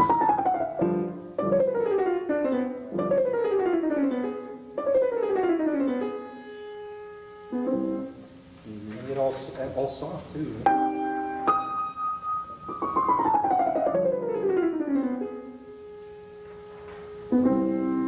Even here.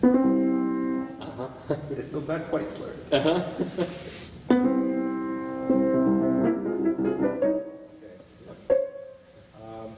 So you want to play a little bit of Allegro? Sure. Do you want to listen to it? Well, I just want to see what you do with the crowd.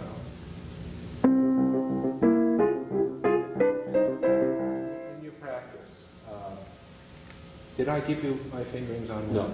No. Okay, why don't you write them in? Okay. 2. Now I checked the Schnabel, every edition I had about 4 or 5 different editions. Nobody has this finger. Okay. That's just so much better. Yeah. Now watch. 2, 3, 4, 5. 2.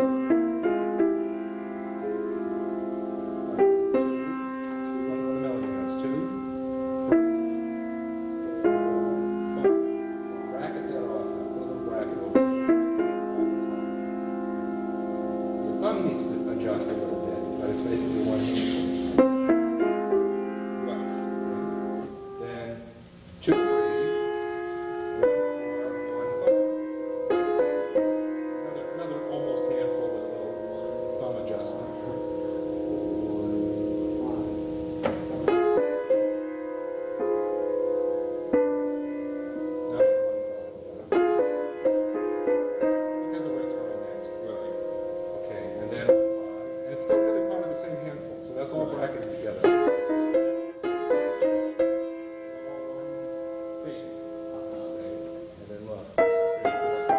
just like before. Yeah, okay. Then just like before, 2, 3, 1, 4, 5. 2, 4, 5. I see. So, what's And the other thing is, look at me for a second, Sean. Have your hand much more pointed this way for this fingering point. Oh. Oh, okay. And then it works. Right. It's pretty close to, Stefan Bartis had an article in Clavier many, many moons ago. I stumbled on it the other day. Uh-huh. His fingering is just slightly different from mine. Matter of fact, I think I wrote this down. I should give you that one too, just in case. Oh, yeah. Oh, here it is. I think you might find that one interesting. Look what he's got. He jumps to 2 on here. 2, 3, 4. And it's the same idea, because then he's still going to wind up on 2, 3 here. Probably for a bigger hand. Yeah. My guess would be. So instead of 3, 4, 5, he's got 2, 3, 4. I like mine a little better. I'd still put a thumb on to myself. But you know, I want to account for, of course, our when that close. Right. If you wind up with something better, that's fine. Thumb on When you get to the E flat. what? Yeah, that was just carelessness. Well, it makes a certain kind of sense if it was stopping there. The fact that it's going further, it might trip you up. Right. And so remember, I like to do this. I put a little arrow to remind myself to point my fingers a little more one way than the other for special reasons. Right. Right. Does that make sense? Now, You know, if you had to do that legato, that would be the perfect fingering. I was going to say, up here, the 2, 3 works better for me. Oh, really? Yeah. Well, So put it in parentheses. I think it's what. It's just substituting 2, 3, 4 for 3, 4, 5. Right. 2, 3, 4. I just found it fascinating that, see, I had my fingers worked out before I stumbled on the article. He and I were the same wavelength. And yet no other edition that I know of has these fingering, even close to it. Check it out. Schnabel, nobody. We'll find them anyway.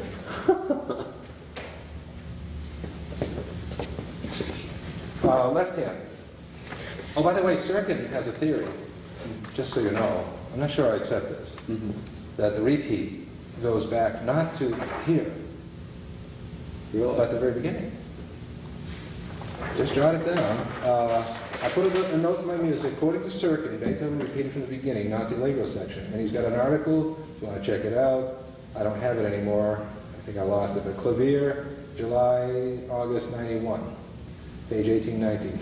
I got it all. Now, but then William Newman, who's no slouch, you know, his book on Beethoven, he argues for a return to the allegro.